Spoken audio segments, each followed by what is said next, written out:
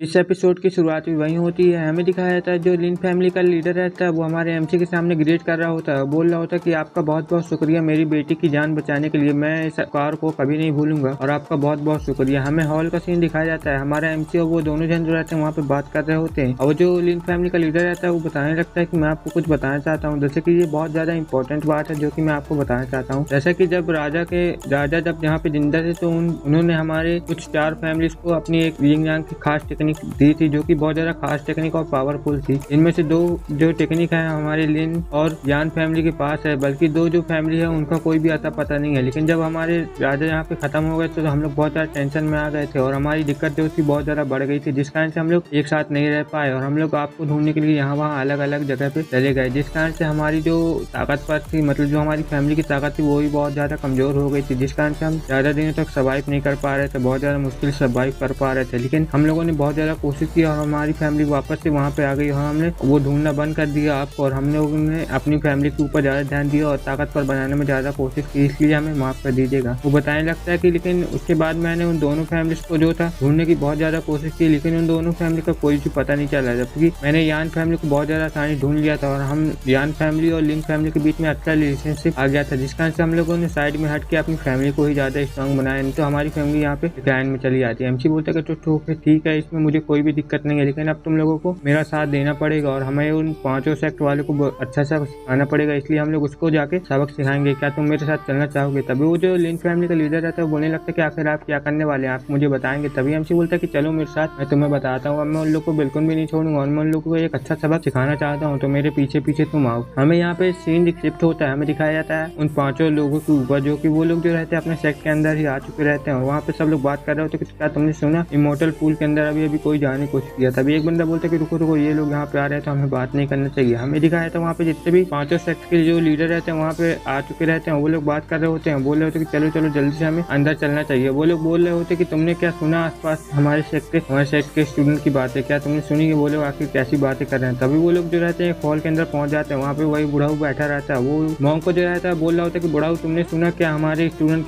कैसी कैसी बातें कर रहे हैं, क्या तुम इसका कुछ नहीं कर सकते हो? वो बुढ़ाऊ बोलता है कि ठीक है, मैं इसके बारे में कुछ सोचूंगा, मुझे इसके बारे में जल्दी कुछ सोचना पड़ेगा वरना हमारे लिए बहुत ज्यादा दिक्कत हो जाएगी। तभी वो जो मॉन्क रहता है बात करने लगता है कि मैंने अपने कुछ बंदों को भेजा था इमोर्टल पूल के अंदर, उसके अंदर हम लोगों ने बहुत ज्यादा देखभाल करके हमने पता लगाया कि वहाँ पे जो हवेली स्काई से कुछ बंदे वहाँ पे गए थे और अपने लीडर को ढूंढने की कोशिश कर रहे थे, लेकिन उनको वहाँ पे शायद कुछ नहीं मिला था, तो वो लोग जो थे वहाँ से वापस आ गए थे, इस कारण से हम लोग वहाँ पे ज्यादा ध्यान नहीं दिया और हमने वहाँ पे अपने बंदे को तैनात कर दिया। तभी वो बोलने लगता है कि लेकिन हमारे पास तो वो बीज है ही नहीं जो कि वो क्रिस्टल, मतलब जो कि इमोर्टल पोल को खोल सकते हैं, हम लोग क्या कर सकते हैं? तभी जो बुढ़ाऊ जो रहता है बोलने लगता है कि हमारे पास एक रास्ता है, हम लोग एक रास्ता कर सकते हैं, अगर तुम्हारी इजाजत हो तो हम लोग ऐसा ही करते हैं। तभी वो बोलने लगता है कि क्या तुम लोग क्या करना चाहते हो, मुझे भी जल्दी से बताओ, मैं इसके बारे में कुछ सोचना चाहता हूँ। तभी हमें दिखाया था जो वो लड़की रहती है वो बोल रही थी कि मुझे लगता है कि अभी तक वो मरा नहीं है, मेरे ख्याल से अभी वो जिंदा होगा, तो हमें इसके बारे में अच्छे से पता लगवाना चाहिए वरना हमारे लिए बहुत ज्यादा बड़ी दिक्कत हो सकती है और हमें उस पूल में जाने के लिए कुछ भी करना पड़ेगा। तभी ये बंदा बोलता है कि तुम लोग बिल्कुल भी टेंशन मत लो, मेरे पास एक आइडिया है, मेरे पास ये जो पिस्टल देख रहा हूँ ये बहुत ज्यादा खास है, ये बहुत ज्यादा खास है, हम इसकी मदद से उस इमोर्टल पूल को तो बहुत ज्यादा आराम से ही खोल लेंगे, लेकिन इसमें बहुत ज्यादा पावर लग जाएगी। तभी वो बुढ़ा बोलता है क्या तुम्हारे पास ये कहाँ से आ गया, ये तो बहुत ज्यादा खास ट्रेजर लग रहा है कि तुम्हारे पास ये कहाँ से आ गया है? अभी ये जो मिस रहती है बोलने लगती है कि नहीं मैं ऐसा नहीं कर सकती हूँ, मैं किस लोगों का अपने स्टूडेंट का कुर्बान यहाँ पे बिल्कुल भी नहीं करूंगा। तभी जो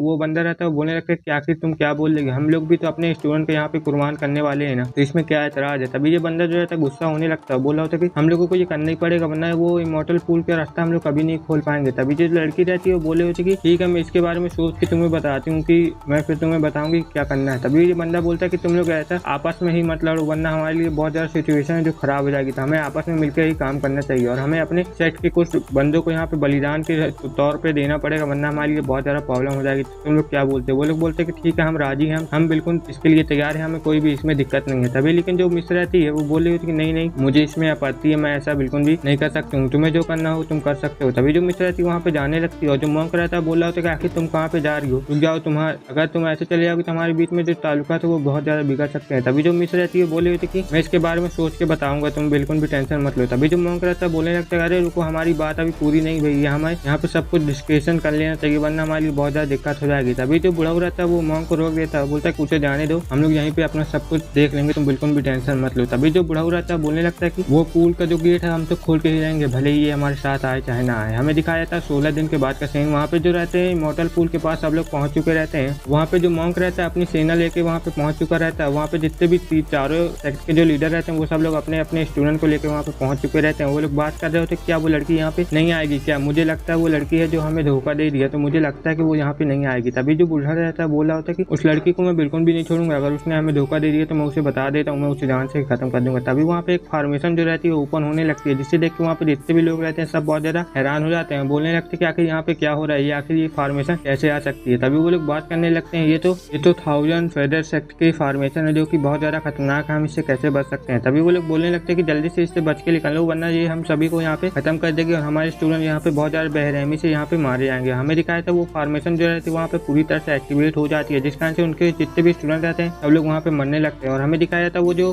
स्थल रहता है बीच टाइप का वो भी वहाँ पे उनकी सेक्रीफाइस की वजह से एक्टिवेट हो जाता है। ये बंदा बोलता है कि वाह ये तो हमारे ही स्टूडेंट की वजह से एक्टिवेट हो गया, उसका तो बिल्कुल भी नुकसान नहीं हुआ उस लड़की का। हमें दिखाया था यहाँ पे उस लड़की के सेट का सीन। वो लोग जो रहते हैं आगे बढ़ रहे होते हैं, वो लोग बोलते हैं कि चलो इमॉर्टल पूल का रास्ता खुल चुका है तो जल्दी से मेरे सेट के स्टूडेंट को जल्दी से यहाँ पे अंदर जाने की कोशिश करना। हमें दिखाया था वो जो लड़की रहती है बहुत ज्यादा स्पीड से आने लगती है और वहाँ पे जितने भी लोग रहते हैं मतलब अदर सेक्ट वाले वो लोग बोलते हैं कि आखिर ये लड़की करना क्या वाली है, मुझे लगता है ये हम लोग को मारना चाहती है। तभी वो जो सेक्ट लीडर रहती है वहाँ पे अटैक कर देती है उन लोग के ऊपर और बोलने लगती है कि जाओ जल्दी से इसके ऊपर अटैक कर दो। हमें दिखाया था वो जो 1000 सेक्ट के जितने भी स्टूडेंट रहते हैं वो सब उनसे लड़ने लगते हैं। वो लड़की बोलने लगती है कि इन लोग को बिल्कुल नहीं मत छोड़ना। वो बुढ़ा बोलता है कि आखिर बेवकूफ लड़की तुम करने क्या चाहती हो, तो क्या तुम हम लोग को यहाँ पे मारना चाहती हो, हमारे साथ लाइन्स खत्म करना चाहती हो। तभी वो लड़की बोलती है कि मुझे इससे कोई भी फर्क नहीं पड़ता है, मैं अपने लोगों को बिल्कुल भी कुर्बान नहीं करूंगा, मैं तुम सबको यहाँ पे जान से ही मार दूंगी। हमें दिखाया था वो लोग बोलने लगते हैं कि आखिर तुम क्या कर रही हो लड़की, तुम बहुत ज्यादा बेवकूफ लड़की हो, तुम्हें बिल्कुल भी समझ नहीं आता है। तभी वो जो लड़की रहती है बोलने लगती है कि मुझे इससे कोई भी फर्क नहीं पड़ता है, मैं बस तुम लोग को यहाँ पे मार दूंगी क्योंकि मैं अपने लोगों को बिल्कुल भी सेक्रीफाइस नहीं करना चाहती हूँ। वो लड़की बोलने लगती है कि मैंने अपने सेक्ट लीडर से वादा किया था कि मैं अपने सेक्ट को कुछ भी नहीं होने दूंगी। हमें यहाँ पास्ट का सीन दिखाया जाता है। पास्ट में एक बुढ़ा रहता है जो कि इसके सेक्ट का लीडर रहता है शायद, और वो बोल रहा होता है कि मेरी स्टूडेंट क्या तुम मेरा स्टूडेंट बनना चाहोगी और तुम क्या मेरा लेगेसी प्राप्त करना चाहती हो। वो लड़की जो रहती है बोल रही होती है कि हाँ मास्टर मैं आपकी लेगेसी यहाँ प्राप्त करना चाहती हूँ और मैं आपके जैसा ही बहुत ज्यादा स्ट्रॉन्ग बनना चाहती हूँ। तभी जो बुढ़ा रहता है हमें दिखाया जाता है उसकी जो कल्टिवेशन रहती है पूरी हो जाती है और वो लड़की बोलने लगती है कि मैंने अपने